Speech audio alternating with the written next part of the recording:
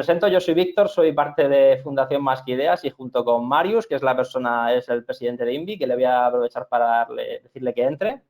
Marius, conecta si puedes tu cámara y tu micrófono.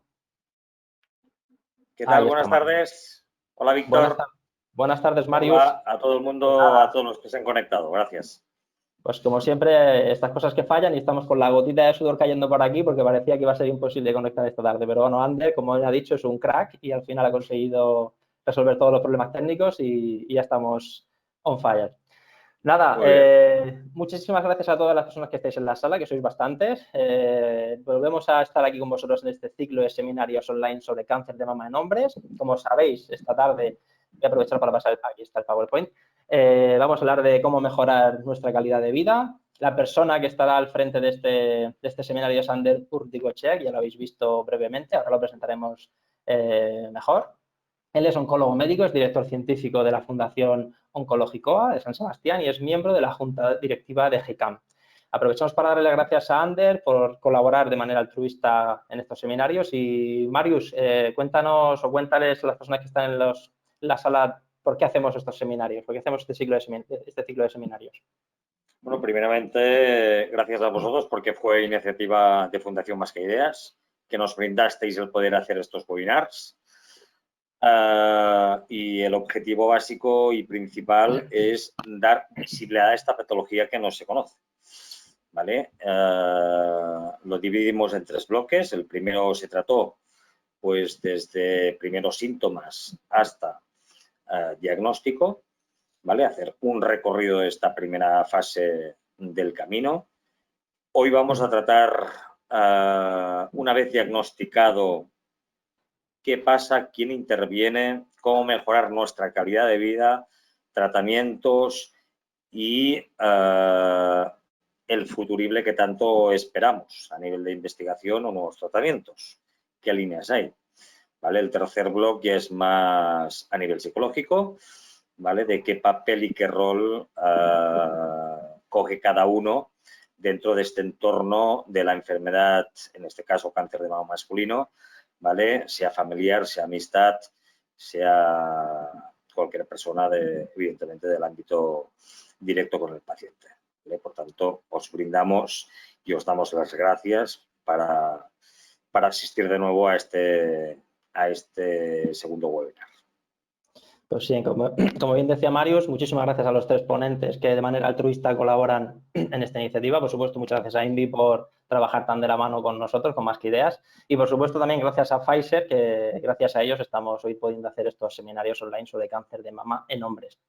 Vamos a pedirle de nuevo a Ander, si es tan amable, que conecte su cámara y su micro, si yo lo tiene conectado. Su cámara estoy en ello. Sí. Exactamente. A ver si me veis ahora. Sí. Perfectamente. Ander, buenas tardes. Ander, pues... Muy buenas tardes. Muchísimas gracias y el esfuerzo que has hecho, sobre todo esta tarde que hemos estado hasta el último segundo ahí que parecía que no funcionaba, pero... Sí, por suerte no se ven las gotas de sudor como tú ves en esto de la web, porque eso de que hay 57 te das cuenta de que el micrófono no funciona y tienes que cambiar todos los ordenadores, buscando ordenadores. Mi hijo se ha quedado sin ordenador ahora mismo porque he cogido todos que había por casa para probar. O sea, que momento de tensión, pero nada, así mucho mejor. Eso es, más familiar, todo más a última hora, siempre queda. Exactamente, más espontáneo. Eso es. Pues nada, Ander, te damos las gracias de nuevo y nada, cuéntanos brevemente en qué va a consistir tu seminario de hoy, por favor. Pues mira, me parece que va a ser una especie de puente entre el seminario previo y el siguiente, digamos. Estuve escuchando el seminario que hicisteis con la doctora Vidal el otro día. Fue un seminario intenso desde un punto de vista científico, de datos, de datos técnicos, de datos de gráficas de epidemiología y de gráficas de tratamiento, ¿de acuerdo?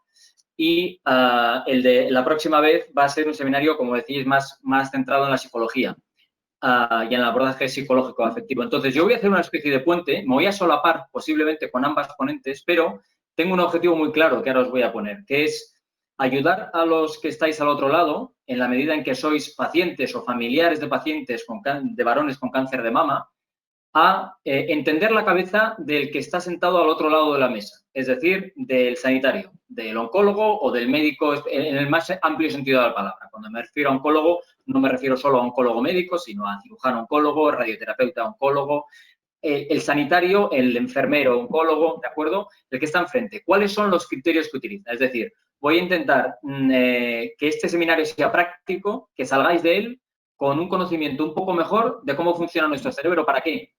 Para así establecer un diálogo más fértil entre el paciente y el oncólogo. Entonces, voy a retomar las ideas que el otro día comentáis con la doctora Vidal de cuáles son las obsesiones del sanitario a la hora de abordar el tratamiento, es decir, cómo abordamos el tratamiento, qué decisiones básicas tenemos que tener claras a la hora de ayudar al paciente, es decir, la clasificación del tumor, en qué situación, en qué escenario clínico estamos, cuáles son los objetivos del tratamiento. Repetiré pero de una manera mucho más rápida, digamos, y no entrando en tantos detalles, cuáles son las herramientas que tenemos para luchar contra esta enfermedad, ¿de acuerdo? ¿Cuáles son los tratamientos y en qué situaciones los utilizamos? Y en ese sentido, no voy a pretender utilizar mostrados todas las gráficas, tranquilizados porque creo que tengo 11 diapositivas, incluyendo la primera y la última. Es decir, muy poca diapo, ¿de acuerdo? Muy poca diapo y con la letra muy grande, además, y con dibujitos, ¿vale? O sea, que lo que pretendo es daros eso y luego centrarme en un área que creo que va a ser del interés de los que estáis, que es lo que me habéis pedido. Cosas o aspectos de manejo de la enfermedad que tienen mucho que ver con la calidad de vida y puede ser dieta, deporte, cómo abordo efectos secundarios, qué puedo hacer yo, ¿de acuerdo? Entonces, me voy a centrar también bastante en esta parte. Quiero, porque esto de los webinars, 40 minutos yo hablando aquí solo, sin nadie interaccionando, creo que puede ser un poco duro para el que está al otro lado. Y por eso, tal y como hablamos el otro día, preparando esto, a Mario y a Víctor les he dicho que lo que podíamos hacer es hacer como pequeñas secciones. Yo voy hablando con 2 o 3 diapos, 5 minutos, 7 minutos, paro y comentamos. Oye, ¿lo veis claro vosotros mismos, dos que estáis ahí? O tenéis preguntas a este respecto del respetable, del que está al otro lado, ¿de acuerdo?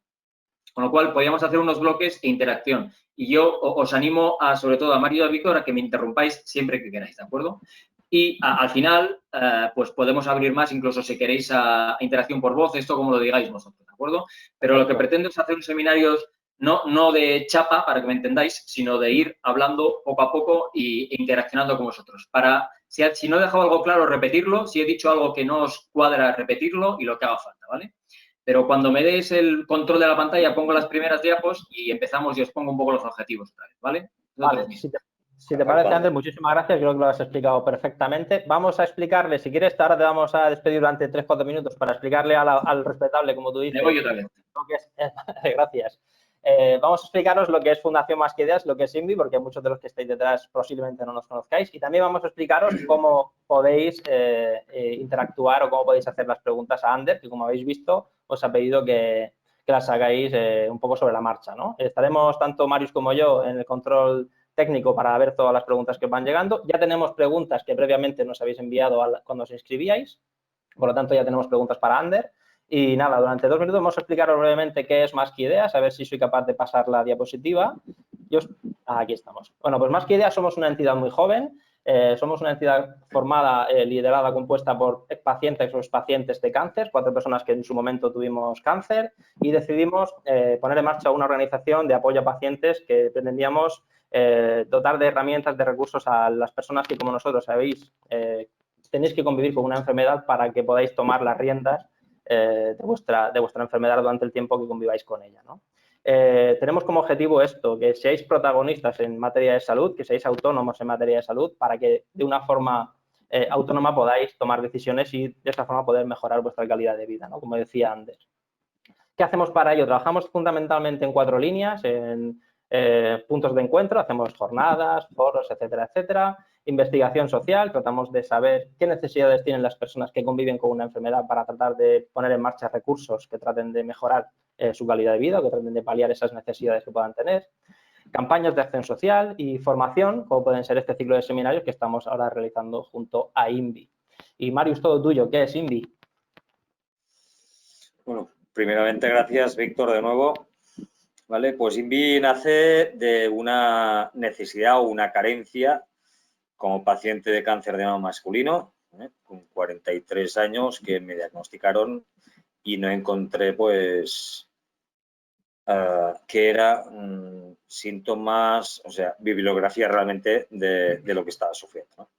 A partir de aquí yo creí oportuno, pues, dar a conocer esta enfermedad, esta patología, ¿vale? Que no es muy frecuente, la incidencia es baja, pero todo y ser baja, pues evidentemente, pues tenemos todo el derecho de tratarnos, ¿vale? Y que nos traten y hacer una concienciación social, ¿vale? Que el varón, todo y que el gran lazo rosa, que no tiene nada que rosa, pero bueno, el gran lazo rosa, que es el cáncer de mama femenino, pues hay un punto azul que también es el porcentaje de hombres que tienen cáncer de mama masculino.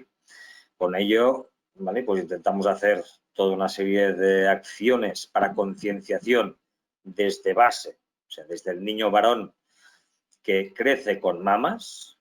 Eso no significa que en la pubertad desarrolle la mujer las mamas y el hombre no, pero continuamos teniendo pezón y glándula mamaria. Por tanto, si relacionamos desde pequeño que el hombre tiene mamas, de mayor es posible o más eficaz que podamos relacionar una detección precoz de alguna anomalía que pueda pasar en nuestras mamas, ¿vale? Esta es la función número 1. Prevención, sobre todo, después de la detección precoz, pues una prevención. No tenemos el mismo cribaje nosotros que el sexo femenino, por lo tanto, aquí tenemos pues unas armas o explicamos pues lo que es la autoexploración, ¿vale? Y abogamos, obviamente, en difusión de nuevas terapias, nuevas líneas de investigación y nos juntamos a cualquier proyecto, como es el caso que al final de todo creo y conveniente que Ander lo explique, pues en cáncer de mama en varón, ¿vale? Esta es la misión fundamental de INVI. Así que, Ander, te damos de nuevo a que actives tu pantalla, ¿vale? Y te voy a hacer presentador para que compartas tu PowerPoint. ¿Ya lo tienes? Vale, pues a ver, enseñar mi pantalla, o sea, que será, confírmame que esto va. Estoy en ello. Vale. Va perfectamente. Una cosa que se me ha olvidado, Ander, perdóname. Este seminario se está grabando, lo sepáis todos los asistentes, y al igual que hicimos la semana pasada con María, cuando se acabe el seminario lo editaremos y lo subiremos a YouTube en los canales de Fundación Más que Ideas e INVI para que todos lo podáis ver de nuevo. Ahora sí, Ander, perdóname. Nos quitamos Marius y yo de aquí y te dejamos solo ante el peligro. ¿Se ve bien? ¿Se ve el recuadro este de mi derecha? No, ¿se ve bien todo? No, solamente se ve tu pantalla. Perfecto. La principal, sí. Eso es. Vale, pues quitaros vosotros, a ver si podéis quitar, porque si no, pues estoy viendo yo, eso es. Vale, perfecto. Pues a lo que estábamos diciendo, vamos a hacer una cosa compartida. A ver, voy a pasar de diapo para que, porque aquí tengo un poquitín los objetivos, ¿vale? Muchísimas gracias, que no lo he dicho antes directamente, pero muchísimas gracias por haberme invitado a hacer este seminario y a ayudarme a entrar en el mundo del cáncer de mama en el varón, porque yo llevo toda la vida profesional dedicado al cáncer de mama y siempre tienes ese punto de distancia con tus pacientes, que son mujeres, en su inmensa mayoría, excepto con los hombres, en que tienes un punto de cercanía mayor que siempre ayuda un poquitín, ¿vale?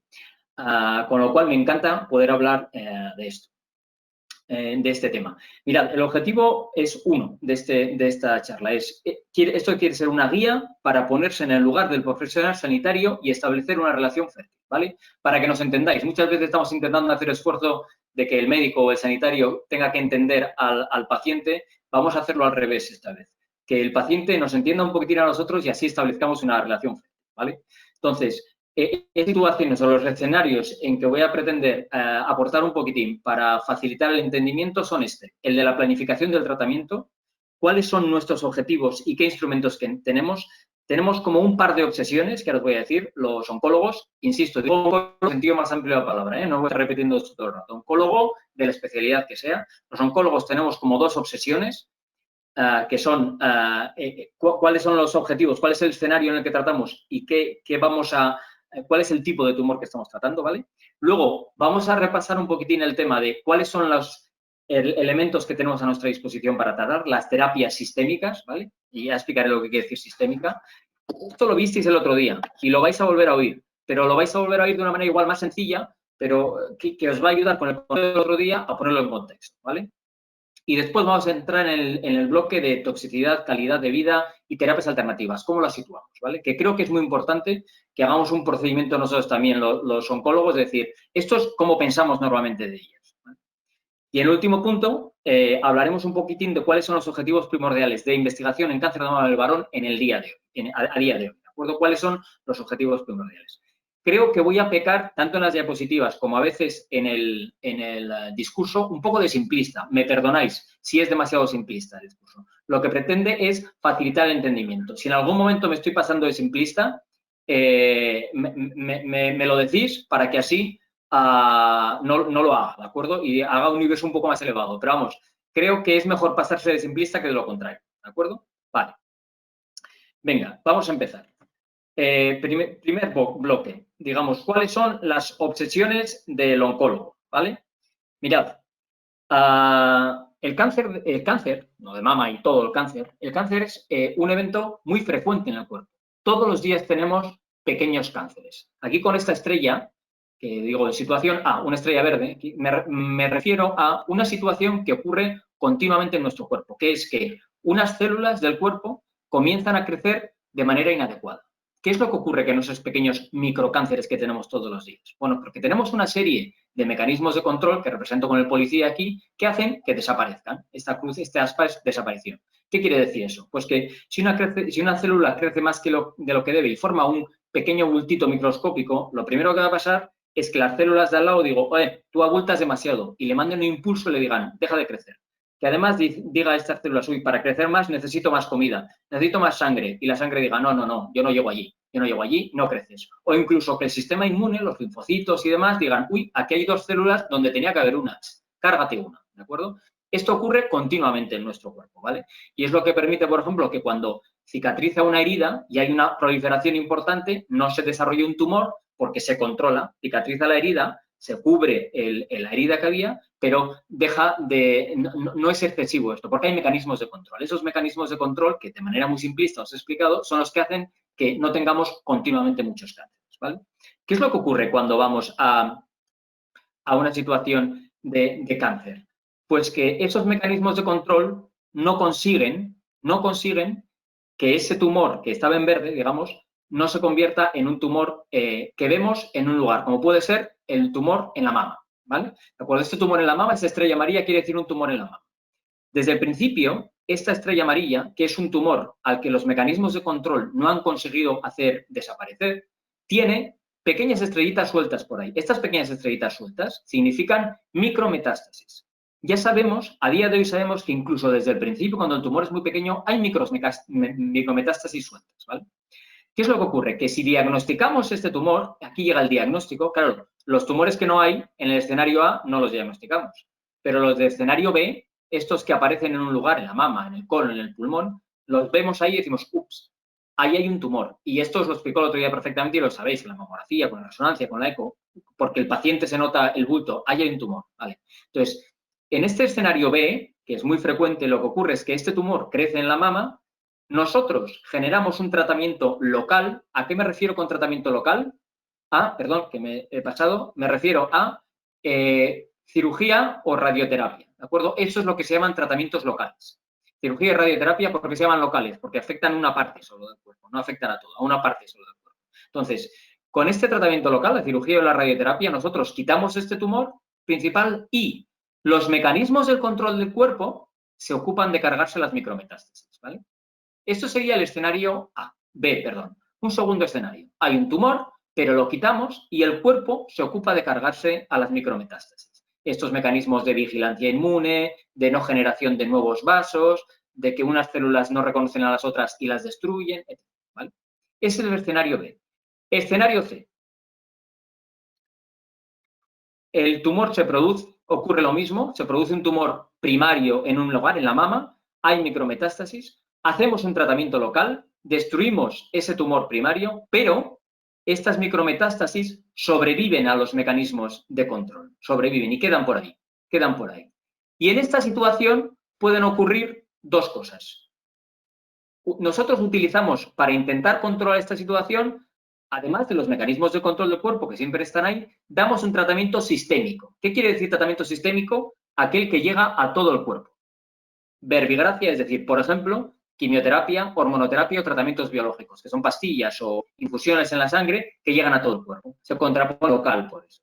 Ese tratamiento sistémico más los mecanismos del control del cuerpo pueden conducir a dos situaciones. Curar el cáncer, se lo cargan estas micrometástasis, curar el cáncer, o no curarlo. Y con el tiempo aparecen metástasis, que las significo aquí en rojo. Metástasis en el hígado, en la pleura, en el hueso, en el cerebro, ¿de acuerdo?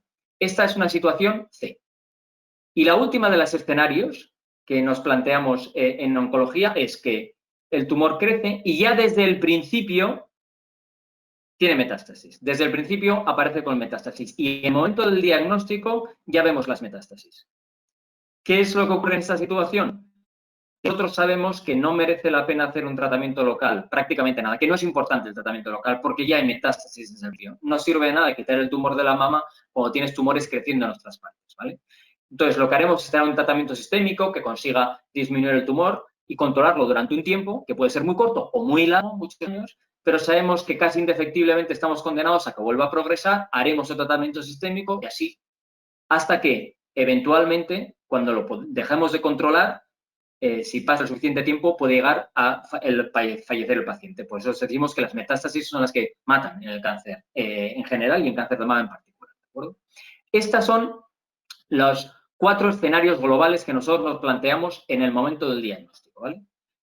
Cuando este tratamiento sistémico lo damos en este escenario C para complementar al tratamiento local y destruir estas micrometástasis, lo llamamos tratamiento sistémico adyuvante o complementario.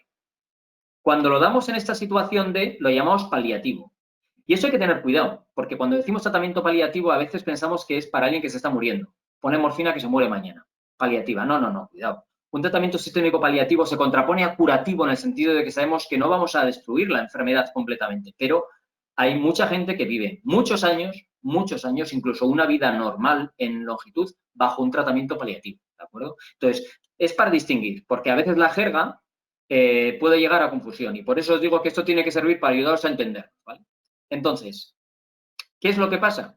Que nosotros vamos a tener, claro, el escenario A nunca lo llegamos a diagnosticar. El escenario D lo tenemos claro qué es lo que pasa. Hay metástasis, ya sabemos para qué es. Pero lo que no sabemos distinguir de entrada es entre el B y el C, porque como veis, en el momento del diagnóstico son iguales. Y eso va a ser una de nuestras obsesiones, saber distinguir si estamos en el B y basta con la cirugía y la radio, o la cirugía solamente, o si además de la cirugía o del tratamiento local hay que añadir un tratamiento sistémico. Y eso es lo que el otro día os comentaba la doctora Vidal de los factores pronósticos que utilizamos para saber distinguir unos tumores de otros. Aquellos que tienen más riesgo de que ocurra, de que estén en el escenario C y de que necesiten un tratamiento sistémico. ¿Qué es lo que pasa con el tratamiento sistémico? Que tiene toxicidad. Por eso, si no lo damos, mejor. Por eso hay que darlo cuando hace falta. ¿De acuerdo? Cuando hace falta. ¿Vale? Entonces, una de nuestras obsesiones va a ser distinguir si estamos en el B o en el C. Intentar utilizar todas las herramientas suficientes para saber si estamos en el escenario B o en el escenario C. Aquí señalo, el objetivo en el escenario B y en el escenario C será hacer desaparecer la enfermedad completamente. Curarla en el sentido más amplio de la palabra. Hacer desaparecer la enfermedad. En el escenario D, el objetivo va a ser acompañar la enfermedad minimizando el impacto de la enfermedad y de los tratamientos sobre la calidad de vida y prolongando la supervivencia. Son dos objetivos muy distintos, ¿sabéis? Porque si el objetivo es hacer desaparecer la enfermedad, la cantidad de toxicidad que yo puedo tolerar puede ser mayor, ya que me voy a curar, que si el objetivo no puede ser curar. Entonces, la cantidad de toxicidad que puedo tolerar es un poquitín menor, ¿vale? Y por eso, estos objetivos, que son los que hay que balancear con la toxicidad, tienen que estar bastante claros. ¿De acuerdo? Entonces, un momento de los médicos, del oncólogo, enfrente del paciente es saber en cuál de estos escenarios estamos. Vamos a querer clasificar al paciente en el B, en el C o en el D. ¿Por qué? porque el tratamiento es distinto y los objetivos van a ser distintos, ¿vale? Hasta aquí, en Tesus, Mario, Víctor, ¿todo va bien? Me gusta tener algo de interacción. Podéis conectar a alguno de los dos. Ni que sea la voz. Conectamos. Bien. Bueno, hasta aquí. Primero, agradecerte el lenguaje que estás utilizando porque para paciente es brillante, ¿vale? En segundo, yo creo que el otro día lo comentamos, ¿vale? Y comentamos que harías los 3 bloques, ¿vale? Sí. En el primero, pues para que lo entienda el paciente, una vez diagnosticado, leo las preguntas que nos han hecho llegar, ¿eh? La primera es, en el momento del diagnóstico, el paciente recibe mucha información de repente. Sí. Nueva y a veces en un lenguaje que le resulta de difícil comprensión. Eso es. Según tu experiencia, ¿crees que el paciente suele comprender la situación y el diagnóstico? En ese punto inicial, una vez diga el doctor, ¿usted tiene? Mi experiencia, porque lo he preguntado muchas veces, es cuando alguien le dice, efectivamente, usted tiene cáncer, en su cerebro lo que suena a partir de entonces es pi. Tú ya puedes hablar. Que el que está enfrente no se entera normalmente. ¿De acuerdo? Esto es así, porque es lógico. Porque si de repente dicen, tienes cáncer, dejas de oír todo lo demás de la conversación, ¿vale?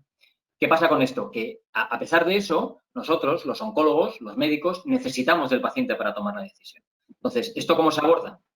Bueno, pues se aborda con un poquitín de paciencia. Normalmente no puedes tomar todas las decisiones de la estrategia terapéutica en la primera consulta. Necesitas que el paciente lo escuche el familiar, te ayuda un poquitín más. Al que le puede pasar lo mismo, pero en general tiene un poquitín más de capacidad de repetir. Y lo tiene que escuchar la situación y el planteamiento o recomendaciones de parte del médico, de parte del personal de enfermería en otro momento. Incluso tiene que salir de la consulta y hablar con gente que está en la misma situación. Eso es lo ideal. Yo ya sé que voy a hablar de situaciones ideales, ¿eh? Porque a veces lo que pasa es que llegas a la consulta, te lo echan todo encima y sales ya con programación del inicio de la quimio o del inicio de la cirugía y demás. Esto no es lo ideal. Lo ideal es que el paciente tenga un mínimo tiempo. Di que normalmente cuando llega el paciente a esta situación de diagnóstico ya ha pasado por un proceso y ya se lo va oliendo, ¿sabes? Tampoco es algo que les llega de nuevas, de golpe al paciente. Uno no está bien y al día siguiente le dicen que tiene un cáncer.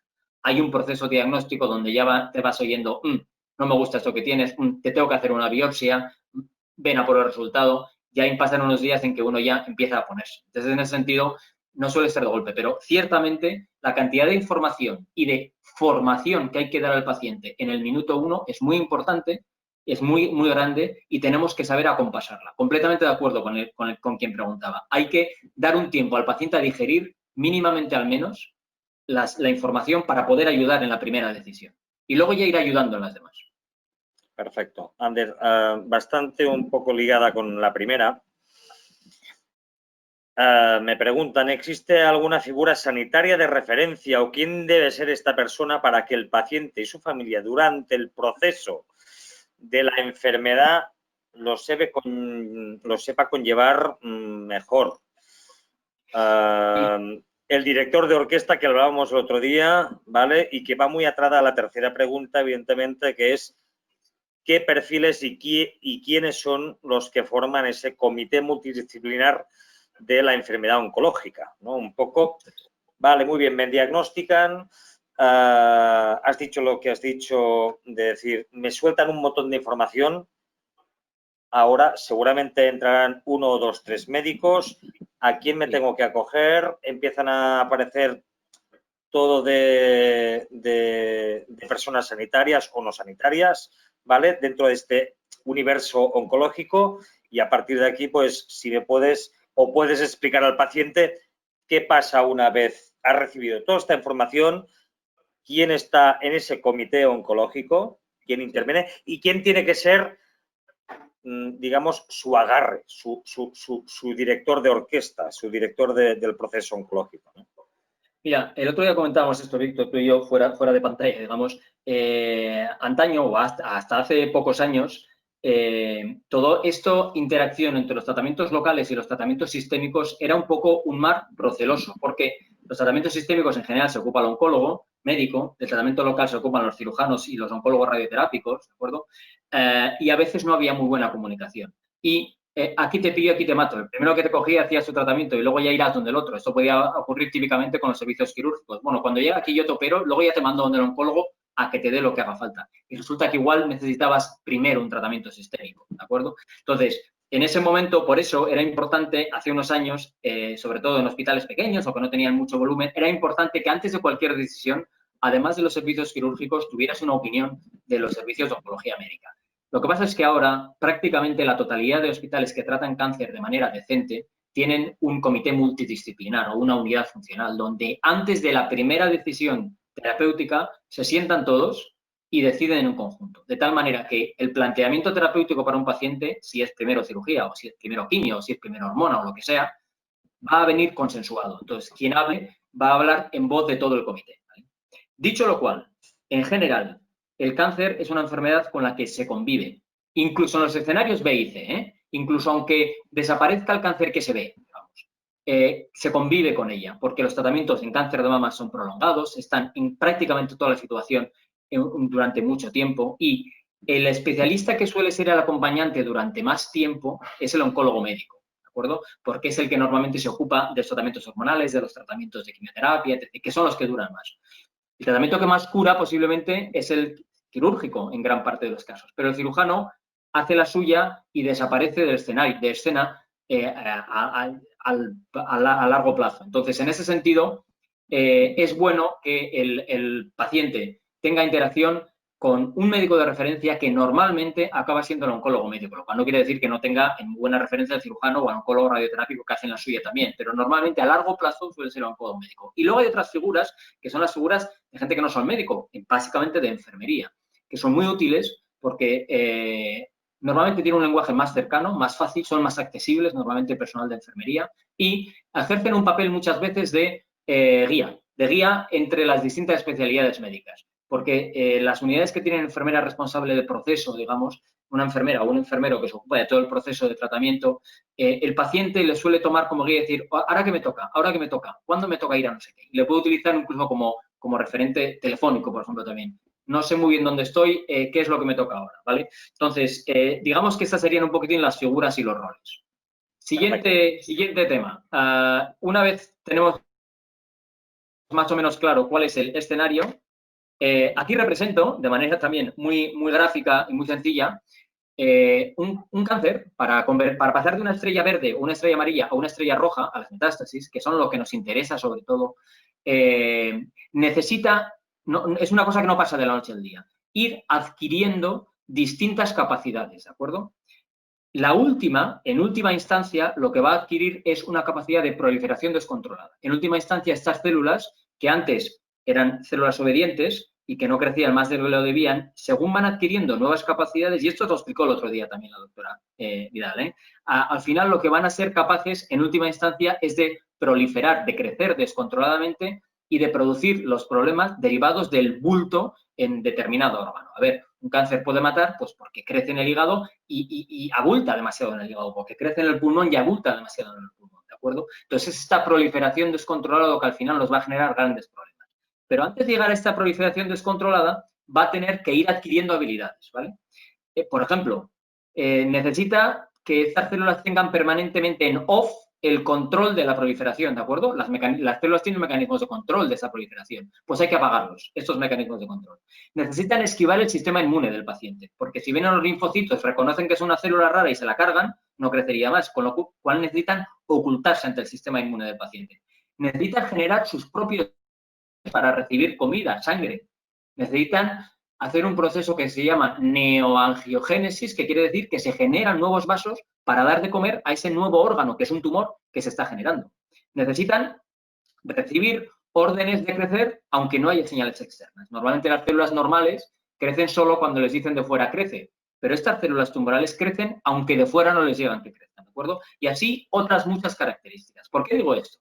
Porque los tratamientos van a tener estos objetivos. Entonces, digamos que tenemos dos grandes tipos de tratamientos. Aquellos que se dedican a utilizar estos talones de Aquiles que he puesto en negro, las características que necesitan tener estas células, que son específicas del cáncer, y aquellos que tratamientos que se dirigen directamente contra la proliferación descontrolada, ¿vale? ¿Cuál es el problema? Que la proliferación es un evento normal en el cuerpo. Las células tienen que tener proliferación, no descontrolada, pero sí proliferación, con lo cual, si diriges un tratamiento contra la proliferación descontrolada, va a tener muchos efectos secundarios, porque va a atacar también a muchas células normales del organismo, ¿vale? Y esto es lo que hace la quimio, como van a ver. ¿Vale? Entonces, ¿cuáles son los instrumentos que tenemos los oncólogos? Bueno, pues para controlar toda esta primera parte de los mecanismos propios de las células tumorales, tenemos, por ejemplo, el tratamiento hormonal, que impide que las células reciban estímulos hormonales, comida para crecer, ¿de acuerdo? Tenemos el tamoxifeno, el letrozol, el anastrozol, el exemestano. A ver, le llamamos tratamiento hormonal, pero en el fondo es antihormonal, lo que es impide que los estrógenos lleguen a estas células. Tenemos, y ahora sí que no voy a abundar porque sé que os lo explicó el otro día la doctora Vidal en esto, tenemos los inhibidores de ciclinas, que son fármacos que impiden el ciclo celular, valvociclib, ribociclib, amebaciclib, abemaciclib. Tenemos los inhibidores de PI3 quinasa, que inhiben una señal de proliferación, ¿vale? Benolimus, alpelisib, nombres muy raros todos ellos, para que los médicos sigamos pudiendo hablar con nombres raros y no nos entienda nadie. Para eso se les ponen estos nombres, estos fármacos, ¿vale? Inhibidores de ER2, que son aquellos tumores que tienen una señal de proliferación descontrolada, que es la señal vía ER2, pues son muy sensibles a estos tratamientos, trastuzumab, pertuzumab, lapatinib, TDM1, neratinib, ¿vale? O la inmunoterapia, que despierta el sistema inmune contra el tumor, como el AMED. Entonces, estos, os he puesto los fármacos que a día de hoy tenemos disponibles contra cáncer de mama, ¿vale? Estos fármacos, en general, tienen menos toxicidad que la quimioterapia. ¿Por qué? Porque afectan a estas características específicas de los tumores, que son poco relevantes para las células normales y muy relevantes para las células tumorales. Por eso estos fármacos, tanto el tratamiento hormonal como estos fármacos aquí que pongo que son biológicos, ¿vale? O por ejemplo los antiangiogénicos que impiden la creación de nuevos vasos, estos fármacos tienen un perfil de efectos secundarios relativamente tolerable, ¿vale? Luego está la quimio. La quimio se dirige a la proliferación descontrolada, ¿vale? Lo que la quimio tiene en común, todos los fármacos de quimio, es generan errores en la división celular, ¿vale? Y son muy eficaces contra el cáncer. El problema es que también son eficaces contra células normales y por eso tienen más efectos secundarios. No voy a entrar nada más en eso, pero quería distinguir estos grupos, ¿no? Estos son el armamentario que tenemos los oncólogos para utilizar como tratamiento sistémico en las dos situaciones que os he dicho, tanto en la situación de adyuvancia como en la situación de tratamiento paliativo, ¿vale? ¿Cuál es? Os he dicho, la primera es la obsesión de clasificar el escenario del paciente. ¿Cuál es la otra obsesión? Clasificar el tipo de tumor que tenemos, la biología de ese tumor. Y ahí os habló también el otro día la doctora Vidal. Mira, la clasificación clásica hasta la presente era cáncer de mama grande, pequeño, con ganglios positivos o ganglios negativos. Se acabó. Esta era la clasificación hasta hace muy pocos años, ¿de acuerdo? En el fondo, sabíamos que cáncer era de mama y con eso lo distinguíamos del de pulmón o de colon y luego diríamos, localmente es grande o es pequeño, ¿tiene los ganglios afectados o no los tiene? Porque eso de ganglios hace que sea más peligroso. ¿Tiene metástasis o no tiene? Esto es toda la clasificación que llevamos al cáncer de mama. Desde el 2000, y os lo explicaron el otro día, utilizamos, más o menos desde el 2000, una clasificación que se añade a la anterior, no es que sea distinta, es que se añade a la anterior, y lo clasificamos en tres grandes grupos. Luminal, que son aquellos tumores que tienen receptores hormonales positivos, ER2 positivo, que tienen esta característica de tener esta antenita ER2 en gran cantidad y que hace que reciban muchos estímulos de crecimiento, o los tumores NINI, que llamamos, los triples negativos, los que ni tienen receptores hormonales ni tienen receptor de ER2, son los tumores NINI, los triples negativos, ¿vale? Esta es una clasificación, al igual que todo lo que os estoy explicando hasta la presente, basada en el cáncer de mama en la mujer. Y ahora os diré por qué empieza a ser relevante esto. Hasta la presente, en cuanto a los escenarios que os he dicho antes, esto es común en cáncer de varón y en cáncer de mujer. Hay unos condicionantes muy importantes respecto al tratamiento local quirúrgico, que son distintos en mujer y en varón, por razones obvias, ¿de acuerdo? Pero digamos que los escenarios son comunes. Ahora vamos a empezar a ver diferencias, ¿vale? Pero ahora os explico. ¿Cuál va a ser la clasificación futura que ya está empezando a llegar? Pues vamos a sumar a esto las características particulares de cada tumor y a cada tumor le vamos a poner un listado de dianas de los tratamientos, un listado de talones de Aquiles. Y así diremos, don José tiene un tumor con alta dependencia PI3K alfa y capacidad de generar resistencia vía MAP kinasa. Y el paciente no entenderá nada, porque así seguimos hablando los médicos, para que no entendáis nada. Pero para nosotros eso querrá decir, trátalo con inhibidores de PI3K y si genera resistencias, intenta tratarlos con inhibidores de la vía de la MAP kinasa, ¿vale? Eso no es una realidad todavía, empieza a serlo, ¿de acuerdo? Y no es, pero esa es la clasificación a la que vamos, una clasificación a la que nos indique sobre todo es cómo tratar a los pacientes. Más que sea grande o pequeño, que sea rojo o verde, lo que nos interesa es saber cómo tratarlos. Por eso la clasificación va a ser una clasificación terapéutica. Y esto se va sumando y cada vez es más importante lo siguiente, ¿de acuerdo? A día de hoy estamos en la transición de la clasificación que podríamos decir del 2000 y la clasificación futura. Estamos añadiendo, porque se suman estas características, ¿vale? Entonces, ¿por qué nos importa esto? Porque los fármacos que tenemos los utilizamos en una de estas dos situaciones. Y según el cuadrante que tenemos para utilizar los fármacos es así de sencillo. Nosotros cogemos todos los tratamientos sistémicos y los podemos poner en este cuadrante que tenéis aquí. Situación de adyuvante o situación metastásico. Y luego, ¿es un tumor luminal, HER2 positivo o triple negativo? ¿Qué es un tumor luminal y hacemos un tratamiento de tipo complementario de adyuvante? Pues tenemos la hormonoterapia y la quimio. ¿Qué es metastásico? Pues además de la hormonoterapia y la quimio, también podemos utilizar inhibidores de ciclinas, inhibidores de PI3K y antiangiogénicos, ¿vale? ¿Por qué es utilizarlo en la situación de metástasis y en la situación de adyuvante? Pues porque no tenemos permiso para utilizar en la situación de adyuvante porque son fármacos que aún no lo han demostrado o nunca demostrarán un beneficio claro en esa situación concreta. Por eso hay más fármacos en la metástasis, porque la industria farmacéutica ha desarrollado más fármacos en la metástasis que son más fáciles de desarrollar y es más difícil que un fármaco tenga beneficio en la situación de adyuvancia, ¿vale? Y por eso tenemos menos fármacos en la situación de adyuvancia. Esto es un poco largo de explicar, ¿de acuerdo? Pero lo que ocurre es que normalmente tenemos más armamentario en la situación de metástasis que en la situación de adyuvancia. Entonces, vamos a utilizar este cuadrante y vamos a decir, HER2 positivo, pues además de hormonoterapia, si además tiene receptores hormonales positivos. En la quimio tenemos el TRAS-2 y el PER2. Si estamos en metástasis, también en la patinib y el TDM1, ¿vale? Los triples negativos, los tumores NINI, tenemos la quimio. Y en metástasis tenemos la quimio y hasta hace poco el abamaciclib. ¿Esto es relevante para los pacientes con cáncer de mama del varón? Pues mira, no todo. ¿Por qué?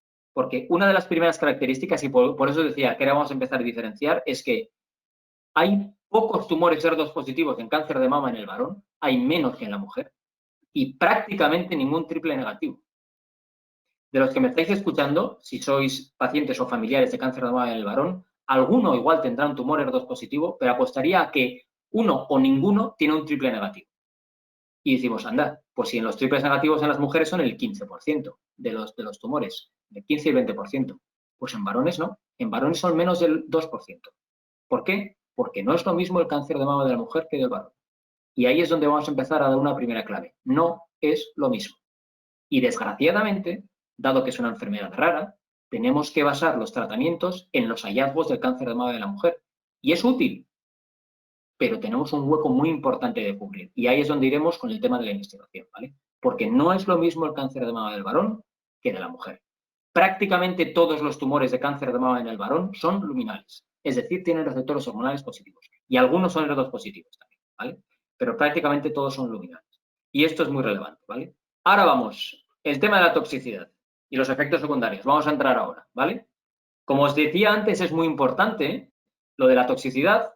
Es un balance con la eficacia frente al objetivo. Por eso es muy importante definir el objetivo. ¿El objetivo es curar o el objetivo es controlar la enfermedad y mantener la calidad de vida? ¿Cuál de las dos? ¿Vale? Porque contra eso hay que balancear la toxicidad, ¿vale? Entonces, tenemos tres grandes grupos de tratamiento: la hormonoterapia, los tratamientos biológicos y la quimioterapia. Y podríamos dividir los efectos secundarios en tres grandes grupos también. La toxicidad derivada de la inhibición de la proliferación celular, ¿vale? Y aquí, ¿qué vamos a encontrar? Pues que la quimio tiene muchos más efectos secundarios. Pero no solo, ¿eh? No solo, cuidado. Porque bajada de defensas, llagas, diarreas, alopecia, caída del pelo y muchos más, que son efectos secundarios que se derivan de la toxicidad que tienen los tratamientos sobre tejidos normales, que no son tumorales, son normales, pero que tienen una alta proliferación de normal, por ejemplo, la mucosa intestinal, la mucosa de la boca, los neutrófilos, los de defensas, o el folículo piloso, son células que normalmente proliferan muy rápido. Y por eso, cuando tú les pones un tratamiento que inhibe la proliferación, derivan efectos secundarios, ¿vale? Entonces, la hormonoterapia tiene muy pocos de estos, y la quimioterapia tiene muchos y bien conocidos. Los tratamientos biológicos, de todos los que os he mencionado antes, están en medio, en general. Tienen una situación mixta. En general son bastante más tolerables que la quimioterapia, pero cuidado que no son inocuos en ese sentido, ¿vale? Además de estas toxicidades derivadas de la inhibición de la proliferación, hay toxicidad específica de fármaco, ¿vale? Cada fármaco tiene algunas toxicidades más específicas. Por ejemplo, la hormonoterapia puede dar artralgias o un efecto secundario muy importante en hombres, disminución de la libido y disminución de la potencia sexual. Tiene efectos secundarios en el ámbito sexual, ¿de acuerdo? Los inhibidores de ciclinas, tradicionalmente o típicamente, además de dejar algo de bajada de defensas y demás, pueden dejar toxicidad hepática, cambios en el ritmo cardíaco e inflamación de los pulmones. El everolimus, que es un antiemetor anti-PI3K, puede generar mucositis, también inflamación en los pulmones. Los anti-ER2 pueden generar toxicidad cardíaca. Entonces, estos son efectos secundarios de fármacos, ¿vale? Por eso, cuando uno empieza un tratamiento, además de los efectos, claro, cuando uno empieza el tratamiento es complicado la información, porque yo lo que suelo hacer es decir, mira, hay unos toxicidad o efectos secundarios que vas a tener seguro, 3 o 4. Y luego un largo listado de efectos secundarios que puedes tener o no, pero tienes que conocer por si te aparecen para que no te asustes y para que sepas cómo manejarlo, ¿vale? Entonces, y luego hay otro capítulo de toxicidad general, que yo diría que es común también a todos los tratamientos, como puede ser el cansancio, la incapacidad de concentración y demás, que esto son comunes a todos los tratamientos, sean los que sean, ¿de acuerdo? Y han de ser tenidos en cuenta también. A veces no le damos mucha importancia a los oncólogos y son muy importantes. Entonces, con esto en la mano, tenemos que ir a la balanza y decir, oiga, ¿qué toxicidad me va a dar? Pues podría darte esta. ¿Cuál es el objetivo del tratamiento? Pues este. Dice, hombre, si me vas a curar, aguanto un poco más. Ahora, si no me vas a curar, cuidado. Lo de la toxicidad, por otro lado, desgraciadamente nadie nos puede decir a un paciente cuál es la que vas a tener, ¿vale? Cuáles vas a tener en concreto. Y por eso es muy importante que a lo largo, una vez empieces el tratamiento, el paciente va aprendiendo diciendo, oye, bueno, pues lo tolero bastante bien. O, cuidado, no me habías dicho que podía tener todo esto, yo lo paso fatal. Pues hay que reevaluar. Esta balanza no solamente se hace antes de empezar, se hace cada día que uno viene a seguir poniéndose el tratamiento, ¿de acuerdo? Y esto es una cosa que tenemos que tener muy claro, ¿vale? Ahora podemos hablar de toxicidad y luego seguimos con lo otro. Nada, hay varias preguntas sobre toxicidad y efectos secundarios. Es una un poquito más larga, Ander. Dice, hace más de un año que he finalizado los tratamientos de quimioterapia y radioterapia. En este momento estoy tomando hormonas, tamoxifeno. Cada vez más frecuentemente en la cama me despierto por fuertes calambres. Lo consulté con mi doctora y me dijo que eran efectos secundarios del tamoxifeno y que no hay nada que hacer. Pero en cambio otras personas me dicen que son efectos secundarios de la quimio. Hace 10 días, por otros motivos, una hernia discal, me hicieron una infiltración en L4-L5. Durante los 8 primeros días me desaparecieron completamente los calambres, pero desde hace 2 han vuelto de nuevo. ¿Existe alguna explicación? ¿Conoce otros casos como el mío? ¿Existe otra solución que no sea sufrir los mencionados calambres? Y gracias por su ayuda y felicidades por el seminario. Gracias. Mira, evidentemente yo aquí no te puedo decir esto por una cosa o por otra, pero hay una manera bastante sencilla de averiguarlo, ¿eh? Hay una manera bastante sencilla. Esto es común a todos los efectos secundarios o síntomas que experimentan nuestros pacientes, vienen a la consulta y me dicen, oye, desde que estoy tomando esto, noto no sé qué, cualquier cosa. Y yo, hombre, hay algunos que claramente son efectos secundarios porque son muy frecuentes con eso, pero otros dices tú, pues no sé, ¿no? No sé. ¿Habrán sido de la quimio tardíos o serán del tamoxifeno? Mira, cuando esto ocurre y no tenemos claro, y ahora entro en tu efecto secundario concreto, pero en general cuando no tenemos claro si un efecto secundario es por el tratamiento hormonal y es muy invalidante, puede ser muy importante, una cosa que se puede hacer y que no tiene ningún problema es parar durante unos días el tratamiento hormonal. Un tratamiento hormonal que se hace durante 5 o 10 años en algunos casos, por pararlo un mes no pasa nada desde un punto de vista de eficacia. Y en situación de efectos secundarios en que hay que aclarar si son por el tratamiento hormonal, porque si esto es por el tratamiento hormonal, igual tengo que balancear esa toxicidad frente a eficacia, no pasa nada por hacer una pequeña vacación y decir, para un mes y vuelvo a verme. Yo les suelo decir a los pacientes, para un mes el tratamiento y vuelvo a verme. Y cuando vuelvo digo, ¿estás mejor? Y me dice, mira, no he notado ningún cambio. Digo, entonces no es por el tratamiento. Y será por otra cosa, vamos a buscar por otro lado.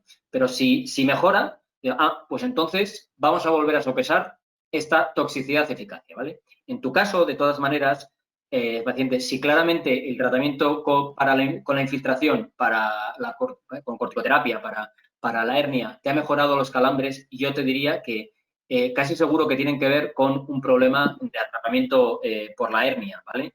Y lo que pasa es que gente que ha hecho quimio, se ha hecho taxano sobre todo, si tú en la quimioterapia recibiste Taxol, Paclitaxel o Docetaxel, Taxotere, deja los nervios muy sensibles. Deja los nervios muy sensibles y puede ser que a poca hernia que tengas te molesten particularmente. Con lo cual yo te diría que sí, claramente has montado una mejoría con la infiltración, lo orientes hacia el tema de la hernia y de que tengas unos nervios sensibles. Si no lo tienes claro, haz un pequeño descanso del tamoxifeno, háblalo con tu oncólogo o tu oncóloga, haz un descanso del tamoxifeno y lo compruebas. Gracias, Ander. Tenemos dos preguntas más. Una que es, creo que más a un profesional sanitario, porque dice, en hombres jóvenes que no toleran tamoxifeno por empeoramiento de insuficiencia venosa, ¿habría que añadir análogos LHRH? Esto es una pregunta bastante técnica, digamos. Si no toleran el tamoxifeno por insuficiencia venosa, hacer una castración completa con análogos de LHRH no va a mejorar, si le añades el tamoxifeno, el efecto secundario. En la adyuvancia, a ver, como siempre tenemos que extrapolar los resultados de las mujeres, pero es verdad que, al igual que decimos que el tamoxifeno es de utilidad en hombres, podríamos decir que la adyuvancia con análogos de LHRH e inhibidores de la aromatasa va a ser eficaz. Tenemos la misma evidencia que con el tamoxifeno. Cuidado con los análogos del LHRH y los inhibidores de la aromatasa, porque a los problemas de artralgias y demás en los hombres suelen padecer bastante también el tema de la libido y disminución de potencia sexual, con lo cual hay que balancear mucho. Lo que te diría es, si verdaderamente la insuficiencia venosa es muy severa y el paciente claramente es de riesgo suficiente como para recibir un tratamiento hormonal complementario, yo sí podría cambiar, me animaría a cambiar análogos de la HRH e inhibidores de la aromatasa y ver un poquitín cuál es el perfil de toxicidad y mantenerlo así. Gracias. Y la última pregunta, que es demasiado abierta, te la voy a lanzar y si la persona que lo ha preguntado quiere concretarlo mejor, porque dice, ¿hay alguna forma de aliviar los efectos secundarios de la quimioterapia? Pues mira, pues luego hablamos, ¿vale? Luego hablamos. Vamos a abordar eso específicamente. ¿Qué puedo hacer yo? ¿De acuerdo? Sí. Pues continuamos y animo a las personas que nos están escuchando a que si quieren lanzar preguntas, que las lancen, que las vamos mandando a Ander, como veis. Pues continuamos, Ander, gracias. Gracias. Bueno, venga, seguimos. Y vamos a entrar en el bloque último de qué puedo hacer yo. ¿Qué puedo hacer yo? Además de recibir los tratamientos y de hacer un diálogo fértil con el oncólogo para decidir, esto lo hemos abordado ya. Ahora vamos a decir, aparte de esto, ¿qué cosas puedo hacer? Antes de entrar en este bloque, yo quería dejar unas cuantas cosas como muy claras, y quería poner unas afirmaciones aquí que pueden dar lugar al debate, pero que creo que desde la experiencia, y por eso voy a entroncar mucho con el tema psicológico de la próxima vez, son muy importantes, ¿vale? Primero, el cáncer es mala suerte, no es culpa de nadie, ¿vale? El cáncer es mala suerte. La explicación más científicamente exacta de por qué uno tiene cáncer es por mala suerte. Parece mentira, pero es que es así. Tenemos una mentalidad que no sé si será por un acervo cultural judeocristiano, por lo que sea en nuestra sociedad, que tiende a pensar que el cáncer es un castigo divino. Y por eso uno dice, joder, ¿por qué tengo este cáncer? ¿Qué he hecho? Normalmente nada, no has hecho nada, te ha salido. Es mala suerte, ¿de acuerdo? Esto es muy importante y hay que tenerlo claro, porque es que tendemos a culpabilizarnos de las cosas. Y solo faltaba que encima te culpabilices tú, ¿no? Porque generas una carga a tu familia, porque dejas de trabajar, generas un problema laboral.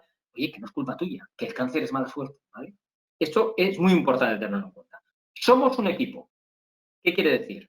El paciente, la familia y el entorno, amigos, etc., laboral, y el equipo sanitario somos un equipo, cada uno con su función. Y es muy importante que tengamos claro cuál es la función. El médico no es tu mejor amigo. Tienes otro que es tu mejor amigo. El médico no es tu pareja, ¿de acuerdo?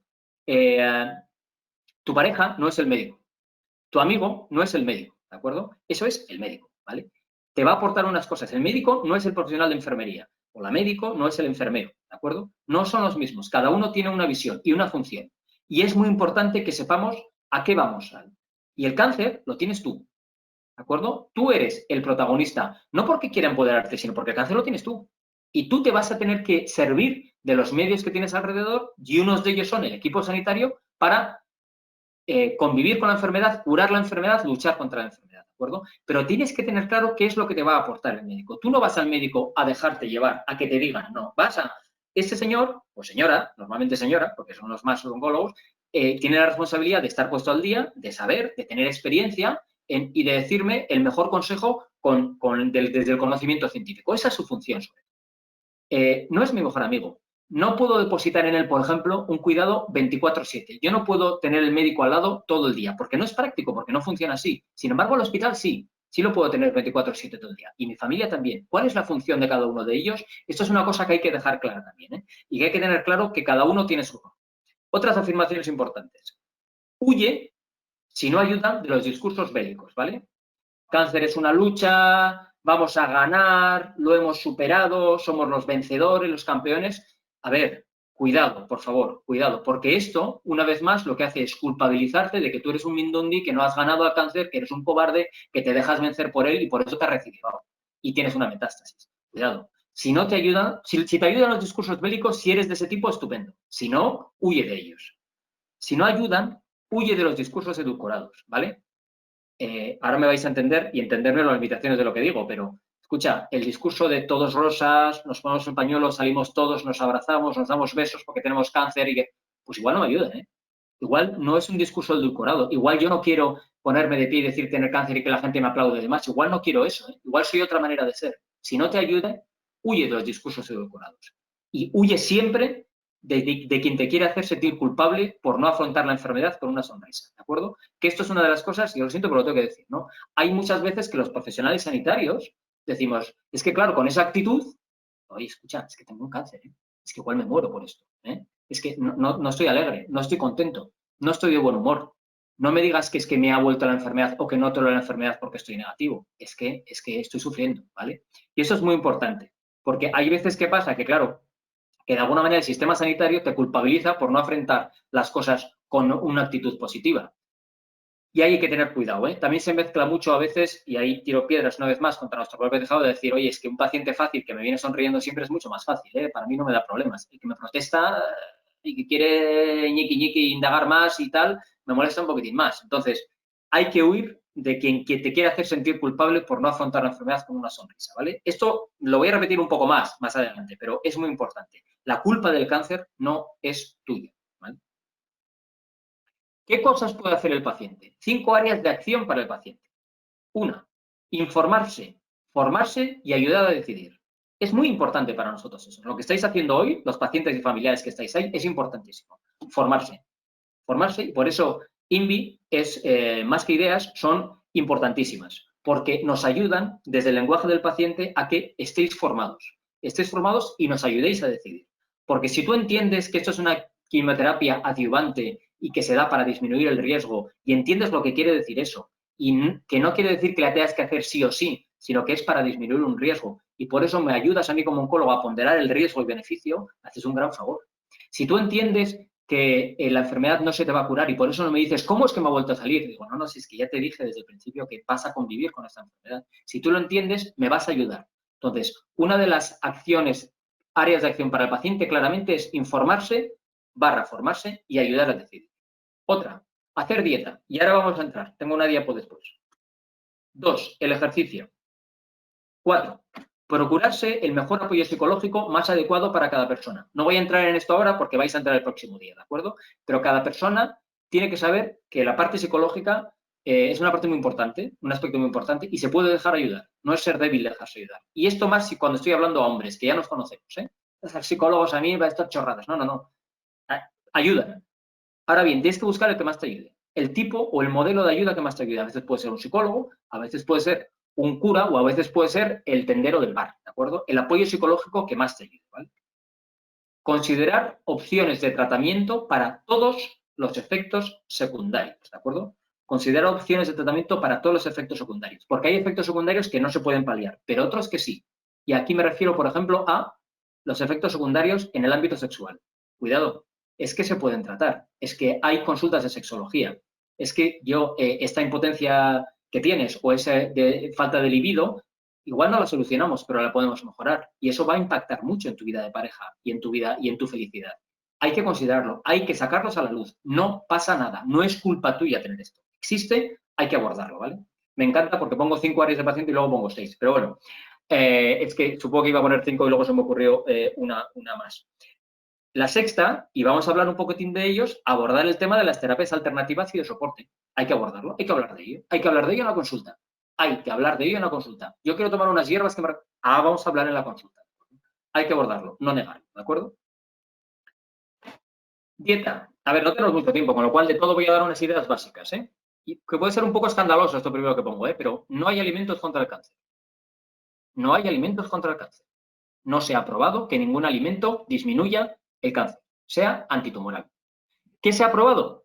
Hay componentes de los alimentos que puestos en laboratorio y tú les pones unas células, les dificulta el crecimiento. Por ejemplo, vamos a poner el té verde. El té verde tiene componentes que puestos en una placa, unas células tumorales, tú les pones un componente de té verde y dejan de crecer. ¿Quiere decir eso que tomando mucho té verde yo voy a curar mi cáncer? No, no es así. Posiblemente tendrías que vivir en té verde en las dosis para que esto fuera tumoral o antitumoral. ¿De acuerdo? Con lo cual, no hay a día de hoy, que igual se prueba en un futuro, pero no hay a día de hoy alimentos contra el cáncer. Lo que sí que hay es alimentación que ayuda a prevenir el cáncer. ¿De acuerdo? Hay alimentación que ayuda a prevenir el cáncer. No creo que haga falta que la explique aquí, porque ya conocéis, ¿no? Que tener una alimentación baja en grasas saturadas, baja en alimentos muy quemados, en carnes procesadas, ¿de acuerdo? Este tipo de alimentación, y hoy no tengo tiempo a entrar, pero hay mucha literatura al respecto, se ha demostrado que puede ayudar a prevenir determinados cánceres, sobre todo los cánceres del ámbito digestivo, que conste, ¿eh? Y luego sí, la alimentación es un aliado para disminuir efectos secundarios y mejorar calidad de vida. Esto sí, porque una dieta adecuada durante el tratamiento de quimioterapia, ¿qué quiere decir una dieta adecuada? Una dieta que me permita no ganar peso, que cumpla mis expectativas de deseo de que como lo que me apetece, ¿de acuerdo? Y lo que me apetece quiere decir lo que me gusta, lo que me entra mejor, ¿de acuerdo? Y es una dieta rica en proteínas, en determinadas proteínas, baja en determinados hidratos de carbono, rica en fibras naturales. En general, se parece mucho a la dieta mediterránea, puede ayudar a mejorar la calidad de vida y disminuir algunos efectos secundarios. Estamos investigando, ¿eh? Estamos investigando sobre qué dietas de manera científica pueden disminuir algunos efectos secundarios. Y empieza a haber evidencias, pero todavía no son consistentes. Ahora bien, sí que es verdad que deberíais de recoger unas recomendaciones dietéticas para disminuir efectos secundarios y mejorar la calidad de vida. Ejercicio, ideas básicas, ¿vale? El ejercicio puede ayudar a prevenir el cáncer, ¿de acuerdo? A prevenir el cáncer. Se ha demostrado. Y luego pueden, no he puesto ayuda, que sobre todo en cáncer de mama en la mujer, sobre todo, el ejercicio parece, determinadas intervenciones de ejercicio parecen poder disminuir el riesgo de recaída después de tener un cáncer, ¿de acuerdo? Estamos generando la evidencia, pero es verdad que podría ayudar, ahora bien, un poco, ¿eh? No es tan eficaz como la quimio, no es tan eficaz como la cirugía y uno no puede tratar su cáncer con ejercicio, ¿de acuerdo? Aquí quería hacer un momento para ayudaros a entender una cosa. Hay mucho charlatán que de un concepto científico real hace una extrapolación o hace una deducción que no es adecuada. Por ejemplo, los tumores tienen un pH ácido. Cierto, los tumores tienen un pH ácido. Extrapolo, una dieta básica ayuda a matar los tumores. Mentira. Primero, porque es imposible bajar de una manera eficaz el pH del cuerpo. Una dieta, cualquier cosa que comamos, según llega al estómago, se pone en un medio extremadamente ácido y igual a su pH. Con lo cual, con la dieta no puedes cambiar el pH de tu cuerpo. Y de hecho, como cambies el pH de tu cuerpo, hay de ti porque te mueres. El pH es una de esas cosas que no se pueden cambiar. Básicamente, hay 1000 mecanismos fisiológicos para no cambiar el pH. Con lo cual, de que los tumores tengan un pH ácido a que haya que hacer una dieta alcalina para matar los tumores, hay un paso inadecuado, ¿eh? Eso es charlatanería. Igual que es charlatanería decir que los tumores comen glucosa, con lo cual deja de comer azúcar. Ya, los tumores comen glucosa y el resto del cuerpo también. Ciertamente, si dejas de comer glucosa y todo lo demás, matas el tumor. A ti también, ¿eh? Pero matas el tumor. ¿Me explico? Quiero decir que tengamos cuidado con estas extrapolaciones, ¿de acuerdo? Lo que hay del ejercicio es que puede ayudar a prevenir el cáncer. Un ejercicio adecuado está demostrado que ayuda a disminuir el cansancio que producen los tratamientos. Cuando digo un ejercicio adecuado, quiero decir un ejercicio adecuado, es decir, específico, determinados patrones de ejercicio, y para eso hay que hacerse recomendar por un especialista en ejercicio físico, que no son necesariamente de andar mucho, simplemente, sino ejercicio físico que incluye ejercicios de fuerza, aeróbicos, de ejercitación muscular, contra resistencia, han demostrado en ensayos clínicos que disminuyen el cansancio de los tratamientos. Y un ejercicio adecuado ayuda a mejorar la calidad de vida. Está claro que a lo largo de la enfermedad, tener un patrón de ejercicio físico adecuado ayuda a mejorar la calidad de vida, ¿de acuerdo? Recomendado y llevado por un profesional de ejercicio, ¿vale? Terapias alternativas y soporte. Me meto aquí y luego paramos y hacemos preguntas, ¿vale? Y luego ya solo nos quedaría el tema de investigación, que voy a ser breve. Lo primero, respecto a las terapias alternativas y de soporte, unas ideas básicas. Hay que entender qué tipo de evidencia basa su recomendación. Es decir, las terapias, la mayor parte de las terapias, como puede ser la homeoterapia o la dieta macrobiótica o la sofrología o las dietas de ayunos o muchos tratamientos herbales o la medicina china, ¿ya? Hay que entender en qué tipo de evidencia basa su recomendación. No utiliza la misma evidencia que la medicina clásica. No le podéis pedir a vuestro oncólogo tradicional de la medicina clásica occidental que os dé una recomendación sobre esto, porque no tiene ninguna evidencia, prácticamente ninguna. Y cuando la hay, la dice. Por ejemplo, la acupuntura se ha demostrado que puede mejorar un poquitín los sofocos. Se ha demostrado que puede ser útil contra el dolor. Eso se ha demostrado. Pero todo lo demás no se ha demostrado. La homeopatía, desde nuestra perspectiva, nosotros no somos Dios. Desde nuestra perspectiva, no ha demostrado ninguna eficacia. Y por eso no la recomendamos. Porque usted viene al médico no a que sea su vecina ni su mejor amiga. Viene al médico a ver a una profesional que es experta en método científico, medicina occidental, ¿de acuerdo? Y según esta metodología, no tiene una recomendación. Entonces, hay que entender que es una evidencia distinta la que basa las recomendaciones en terapias alternativas. Y por eso hay que tener cuidado de no mezclar una cosa con la otra. Esto es lo primero, ¿eh? Si el paciente lo entiende, que lo entiende. Segundo, esto es muy importante para nosotros. Hay que conocer exactamente qué es lo que está haciendo el paciente, descartar toxicidades y descartar interacción. A ver, si tú me dices que estás tomando unas hierbas que te han dado en el arbolario o en la medicina china, te voy a decir lo primero, dime qué estás tomando. Y dime qué estás tomando, a veces no lo sabéis, porque tienes unos nombres rarísimos, a veces sí lo sabéis, ¿de acuerdo? Yo con eso tengo que ir, y me puede llevar un tiempo, porque puedo averiguarlo o no, y ver si tiene interacción farmacológica con los fármacos que estás tomando. Si puede tener toxicidad, por ejemplo, hepática. Imagínate que estás tomando tamoxifeno y tienes las transaminasas un poco altas y no sé si es por el tamoxifeno o por estas hierbas que estás tomando. Porque pasa, ¿eh? No os pensáis que es una invención. Esto nos pasa, ¿vale? Y descartar, siempre muy importante, la interacción farmacológica.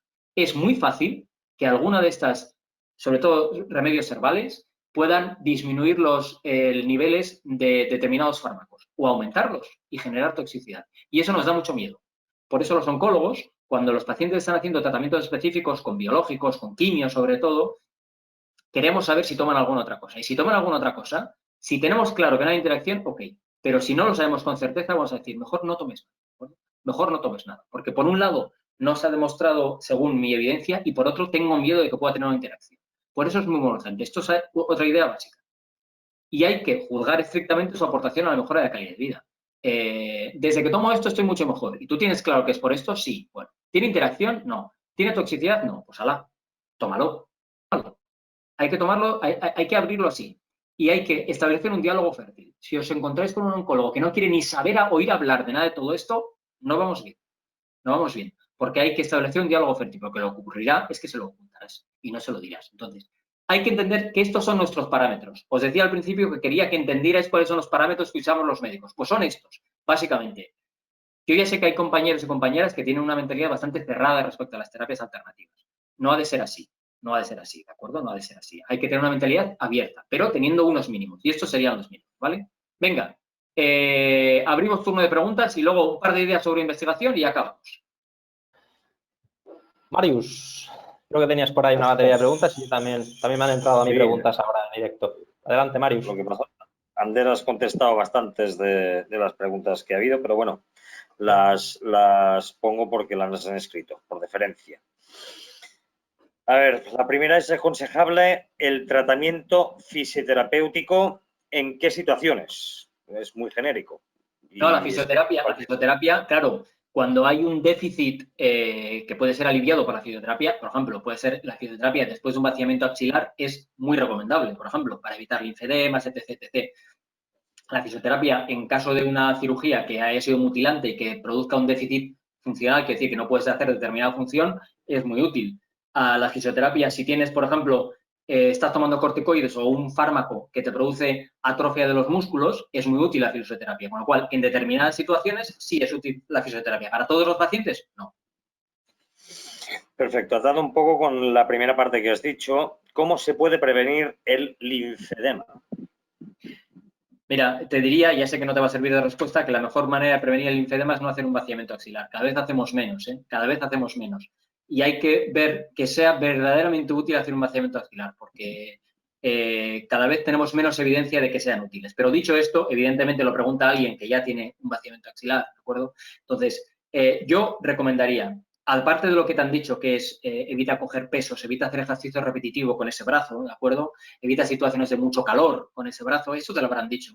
El drenaje linfático sistemático periódico, es decir, hacer drenaje linfático, que es un masaje fino sobre la superficie cutánea que estimula el drenaje a través de los vasos linfáticos, ayuda. Ayuda a prevenirlo y a tratarlo, sobre todo los primeros signos de aparición. Si tú tienes, hay gente que no tiene nunca, después de un vaciamiento nunca tiene un problema de linfedema, pues suerte que tiene. Pero si lo tienes, a los primeros signos hay que intentar establecer un patrón de drenaje linfático y de ayuda. Luego están las mangas y demás, que son muy molestas, pero en algunos casos pueden ayudar también, ¿de acuerdo?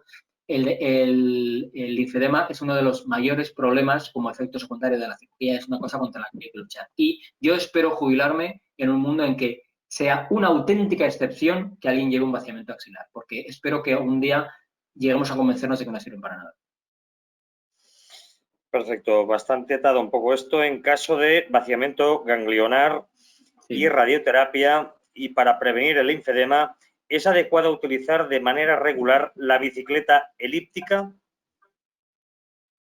Buena pregunta. A ver, la bicicleta elíptica, en la medida en que mueves el brazo, si no haces mucha fuerza, ¿de acuerdo? Mira, ¿sabes cómo lo vas a saber lo mejor? Si después de hacer una sesión de elíptica notas el brazo más hinchado, eso no te va bien. Pero mover el brazo es bueno, ¿de acuerdo? Es bueno.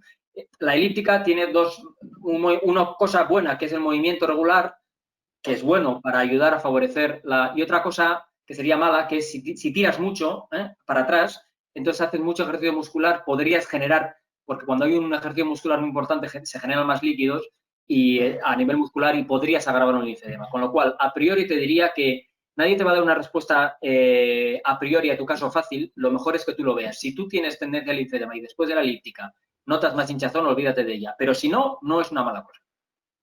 Perfecto. Y si ya se tiene, ¿qué recomendaciones hay que seguir? Es un poco lo que he dicho. Ciertamente hay que ponerse en manos de fisioterapeutas, hay que evitar situaciones de riesgo, como las que os he dicho, y hay muchos estudios quirúrgicos, pero todavía la cirugía de reconstrucción ganglionar no ha llegado a ninguna parte y no se puede decir que sea útil, ¿de acuerdo? Con lo cual, eso por ahora hay que olvidarse. Fisioterapia. ¿Marcha nórdica también se puede contemplar? ¿Marcha nórdica? Sí. Sí. El Nordic Walking es muy bueno para muchas cosas, y mira, es que hace poco hicimos en el hospital una charla sobre la marcha nórdica y la verdad es que yo salí bastante convencido de las bondades que tiene este tipo de ejercicio. No os lo voy a explicar ahora, porque no soy un experto y no debo, pero ciertamente yo no lo descartaría en absoluto, no me parece un buen ejercicio para la prevención del linfedema. Sí. La apoyamos. Última pregunta, debido a mis secuelas convivo con dolor crónico, ¿hay alguna forma de mitigar ese dolor? ¿Qué recomendaciones debería seguir? Se aconseja practicar ejercicio físico, un poco genérico y yo creo contestado, pero... Sí, bueno, el ejercicio físico ya hemos contestado. Lo de dolor crónico, a ver, no te voy a poder contestar porque hay que saber un poquitín más sobre tu dolor para poder contestarte el dolor crónico. Hay que buscar la razón del dolor para ver cuáles son las herramientas que tenemos. Habrá herramientas de tipo farmacológico posiblemente, pero luego cuando hablamos de dolores crónicos, el abordaje desde un punto de vista de terapia psicológica también puede ayudar. Lo digo, no voy a poner a hacer recomendaciones farmacéuticas porque no tengo ni idea de qué tipo de dolor tienes y no las debo de hacer, ¿de acuerdo? Pero lo único que quiero decir es, uno, aclarar el origen del dolor en la medida de lo posible, adecuar el tratamiento farmacológico a tal efecto y luego, en casos de dolor crónico, se pueden considerar cosas como la terapia psicológica, terapia conductual y demás, que puede ayudar a convivir con el dolor de una manera mejor. No a que desaparezca, pero a convivir con él. Gracias, Ander. Víctor. Sí, ya nos han entrado varias preguntas a través de ahora del chat. Una dice, más que una pregunta es una afirmación. Dice, hay ciertas pseudociencias que determinan que algunos tipos de cánceres están vinculados a traumas infantiles o de otra índole. ¿Podría ayudarnos a desmentir este pensamiento? No hay ninguna evidencia a ese respecto, no hay ninguna evidencia a ese respecto, no lo hay. Como él lo ha dicho, esto es una pseudociencia. A ver, hay una cosa.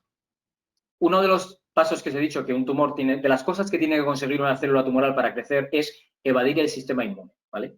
Nosotros sabemos que el estrés continuado disminuye la eficacia del sistema inmune.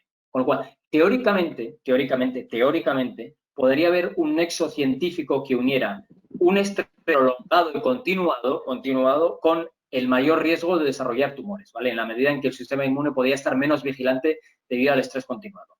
Pero que un trauma infantil determinado que fuera tener un tumor, no.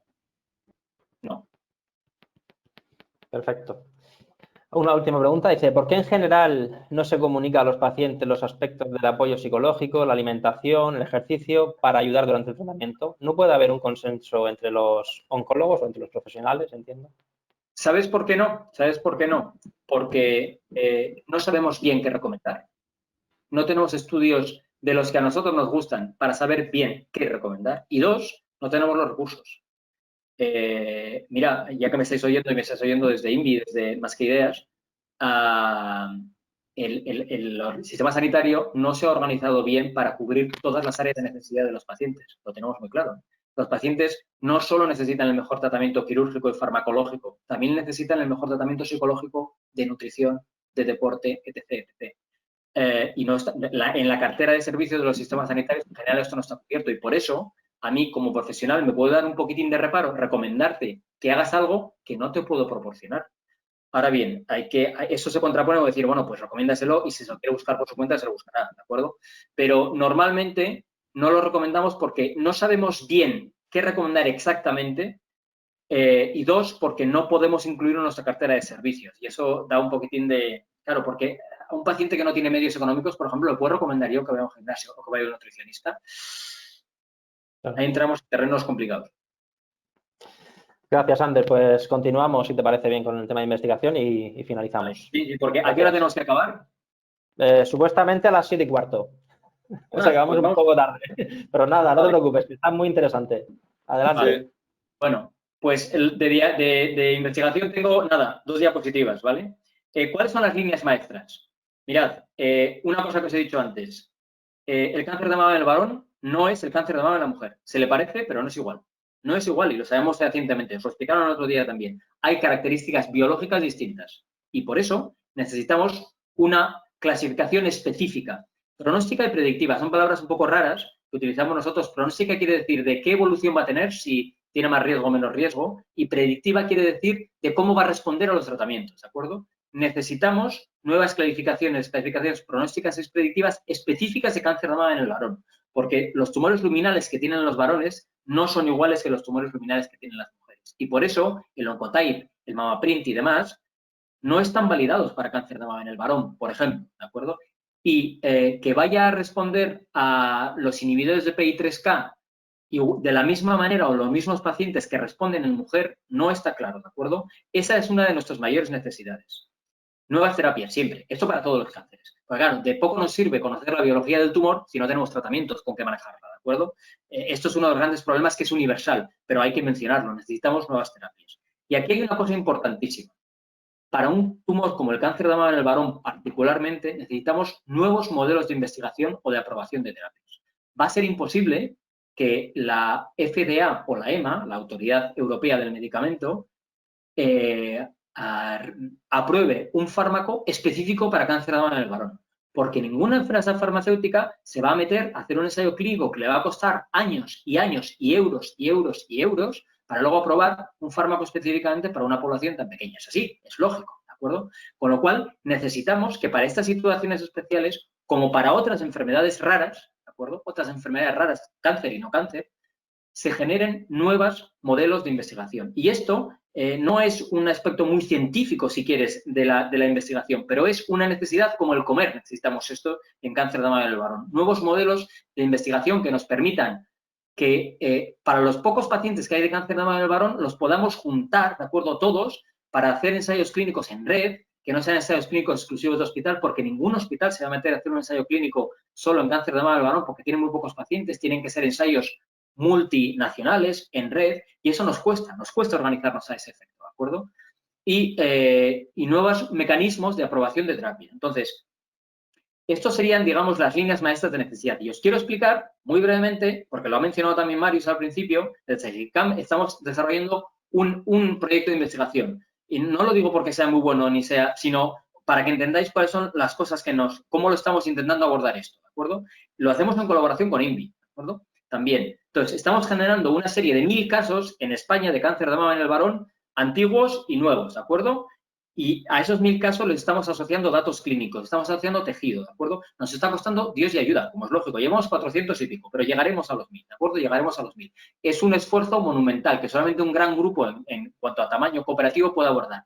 Pero queremos generar esta serie, ¿de acuerdo? Ahora, van a ser pacientes muy diversos. No va a ser una serie homogénea, todos tratados igual. Pero ¿qué es lo que vamos a obtener con estos? Conocimiento de la historia natural, conocimiento específico de cómo van estos tumores, ¿de acuerdo? Pretendemos desarrollar nuevos biomarcadores para decisión del tratamiento derivante. Es decir, ¿qué queremos? Cuando tengamos esos tejidos de 1000 pacientes que han tenido un cáncer de mama, varones que han tenido un cáncer en la mama, podremos hacer sobre ellos estudios pues, con el Oncotype, con el MamaPrint y ver qué correlación pronóstica tiene y ver si sirven de la misma manera que sirven para las mujeres, ¿de acuerdo? O intentar adaptar esa utilidad, por ejemplo. Otra cosa importante, desarrollo de biomarcadores para clasificación predictiva, que es decir, para predecir el beneficio de un tratamiento particular, ¿de acuerdo? Porque, ¿qué es lo que queremos hacer? Mira, queremos tener 20 pacientes tratados con inhibidores de ciclinas y ver si se corresponde o no con el tipo de pacientes que se beneficia más en las mujeres. Y si no, ver qué características nos pueden permitir predecir. Claro, este tipo de estudios, cuando es retrospectivo, normalmente no te sirve para cambiar el uso de un fármaco, no te sirve para cambiar ficha técnica del fármaco. Pero ¿qué ficha técnica de fármaco desarrollado en cáncer de mama en la mujer vamos a ser capaces de cambiar con un número tan limitado de hombres? Ninguna, si seguimos los procedimientos administrativos habituales, por lo cual queremos generar, y esto es uno de los objetivos principales de este estudio, una interlocución con los reguladores para explorar nuevos criterios de aprobación de tratamientos que no estén basados en grandes ensayos prospectivos con cientos o miles de pacientes, porque no vamos a ser capaces nunca de tener esto en cáncer de mama en el varón. Y por eso queremos tener una interlocución con la Agencia Española del Medicamento, con la Agencia Europea del Medicamento, para explorar nuevas maneras de aprobar tratamientos con una evidencia distinta, igual menor, pero que es la que vamos a poder tener. ¿De acuerdo? Esto es un esfuerzo que estamos haciendo en un ensayo clínico en un estudio de investigación desde GEICAM en colaboración con INVI. Y ya está, sigamos hablando, ¿de acuerdo? Lo de esta salimos juntos lo he puesto porque no solo del coronavirus salimos juntos, de lo del cáncer de mama salimos juntos. Y no es un discurso edulcorado, quiere decir que hay gente que va a morir por el cáncer de mama, muchos, ¿de acuerdo? Pero eso no quiere decir que no pueda convivir de la mejor manera con él y minimizar su impacto. Y eso también es salir, ¿de acuerdo? O sea que luchemos juntos, las asociaciones de pacientes, los pacientes y los sanitarios, para salir de esta juntos. Y ahora abrimos. Pues muchísimas gracias, Ander. Tenemos preguntas relacionadas con temas de investigación. Si quieres, las voy lanzando, a ver si también en directo se animan los asistentes a lanzar alguna. La primera es, en la investigación actual de los tratamientos futuros para el cáncer de mama, ¿se está teniendo en cuenta la calidad de vida de los pacientes? Sí, sí se está teniendo en cuenta, pero no sabemos medirla demasiado bien todavía. Sí, prácticamente todos los ensayos con nuevos fármacos introducen encuestas con escalas de calidad de vida y las exigimos, ¿de acuerdo? Pero tenemos mucho que aprender en cómo se recogen estos datos, ¿de acuerdo? Esas encuestas o escalas de calidad de vida que tenemos no son muy óptimas y estamos haciendo un esfuerzo importante por desarrollar nueva tecnología en modo de APPs, por ejemplo, que permita recoger de una manera continuada la calidad de vida de los pacientes, ¿de acuerdo? La respuesta es sí, sí se tiene en cuenta, pero mucho menos de lo que se debería, está claro, mucho menos de lo que se debería. Y la respuesta es así porque hay pocos fármacos que te digan, este fármaco es mejor en cuanto a calidad de vida que este otro.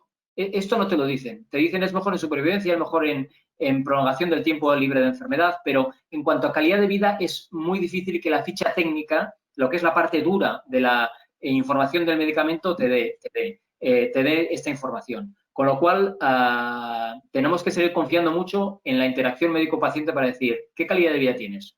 Tiene que haber una interacción fértil en este sentido. Perfecto.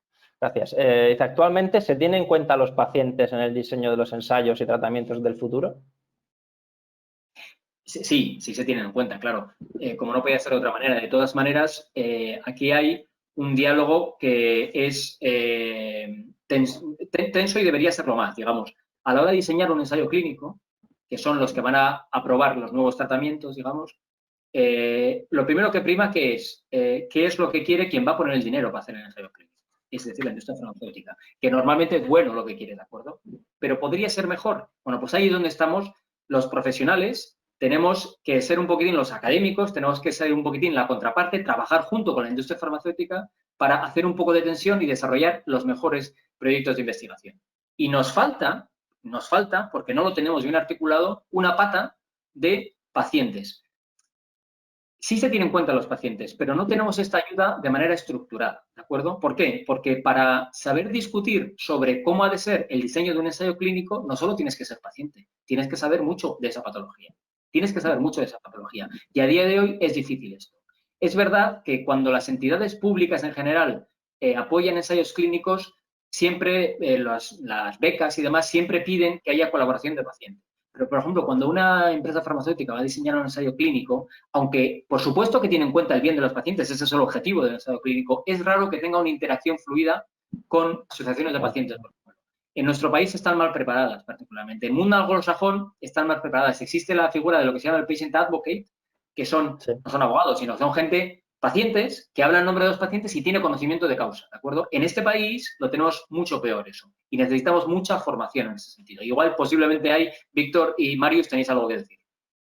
Sí, de hecho hay patient advocates, como bien dices, en España, que trabajan en España a nivel europeo y a nivel mundial en algunas organizaciones y que sí que están activos. Sí que es cierto que en España, por la idiosincrasia del país y porque el asociacionismo es más o menos joven, nos falta un recorrido, ¿no? Pero sí que es cierto que cada vez más hay pacientes formados que forman parte de comités de ensayo clínicos, de comités en hospitales, etcétera, etcétera. Pero bueno, tenemos mucho trabajo por hacer.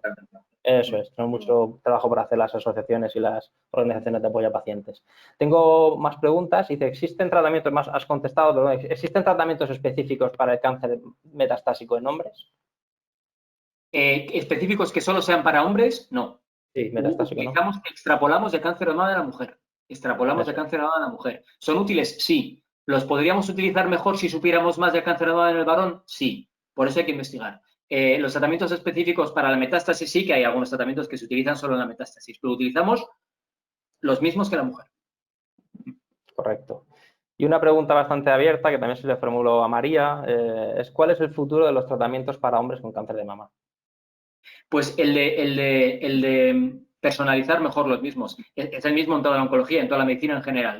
Lo de la medicina personalizada, que se nos llena bastante la boca al hablar de esa y todavía es poco personalizada, ¿de acuerdo? Va de que sepamos cuál es el mejor tratamiento para cada uno de los pacientes. Y eso es un desarrollo mixto de conocimiento de la biología del tumor y del paciente, ¿de acuerdo? De las dos cosas y tener tratamientos nuevos que afecten a esta biología, ¿de acuerdo? El futuro es que los pacientes que se pueden curar y hacer desaparecer el cáncer lo hagan con la menor toxicidad posible, que haya pocos pacientes que requieran quimioterapia, pocos pacientes que requieran vaciamientos axilares y por eso el cáncer se cure de manera fácil, eso para los que se puedan curar, y para los que no se puedan curar en el sentido de hacer desaparecer la enfermedad, el futuro es que convivan con su enfermedad con una buena calidad de vida de una manera prolongada, porque hoy cuando hablamos de cronificar el cáncer, en muchos casos es una cronificación un poquitín cortita, por decirlo de alguna manera. No tiene que ver con una diabetes o con otras cosas, ¿de acuerdo? Entonces, aspiramos a que esa cronificación sea muy larga en muchos casos. Son los dos grandes futuros, curar con poca toxicidad y a los que no podamos curar, hacerles convivir una vida casi normal a pesar de tener un cáncer. Correcto. Pues por nuestra parte no tenemos más preguntas, Ander. Los asistentes no nos han mandado ninguna pregunta más, así que ya solo son las 7:34, habéis pagado, por lo que me habéis pagado, nos hemos pasado de la hora ya, ¿eh? Correcto. Nada, pues agradecerte en nombre de Fundación Más que Ideas y en nombre de INVI. Ahora Marius también tendrá su momento para darte las gracias. Que el rato que nos has hecho pasar, que ha sido muy instructivo, muy cercano y muy bueno. Como bien decías antes de empezar, eres un crack y lo has demostrado sobradamente y te lo agradecemos de verdad porque de esta manera altruista hayas colaborado con este seminario. Y Marius, adelante, todo tuyo. Bueno, repetir lo que has dicho, Víctor, y realmente, Ander, como paciente de cáncer de mama masculino y como fundador y presidente de INVI, gracias por este lenguaje que has utilizado, que es muchas veces el paciente nos reclama. Oiga, que esto no lo entiendo, me puede explicar, y muchas veces tenemos que hacer de este enlace traductor del nivel alto que tenéis, evidentemente técnico, para que no entendamos muchas cosas, al nivel del paciente, ¿no? Agradecerte muchísimo tu intervención. Ha sido para mí de un conocimiento instructivo y empeoramiento del paciente increíble. Esto va a ser grabado y va a ser reenviado a todas las redes sociales. Esto también lo tengo que decir, ¿vale? Y para mí, cerrar este webinar número 2 contigo, gracias y un gran placer. Perfecto, muchísimas gracias. Muchas gracias, Ander. Un segundo. Despedimos. Os recordamos a todos los asistentes que la semana que viene, el próximo martes, hablaremos de Mi familia, la enfermedad y yo, qué papel tenemos cada uno. La persona que lo impartirá será Elena Font, que es psicóloga clínica. Y nada más, lo que ha dicho Marius, este seminario se ha grabado. Damos de nuevo las gracias a Ander por todo su labor y su trabajo que ha hecho esta tarde. Y cualquier cosa que podáis, cualquier duda que podáis tener, ahí tenéis las direcciones de correo de tanto de INVI como de Fundación Más que Ideas. Y muchísimas gracias a INVI, muchísimas gracias a Pfizer por haber contado con nosotros para estos seminarios. Y nada, nos vemos el próximo martes. Muchas gracias a todos. Adiós, Ander. Adiós. Gracias.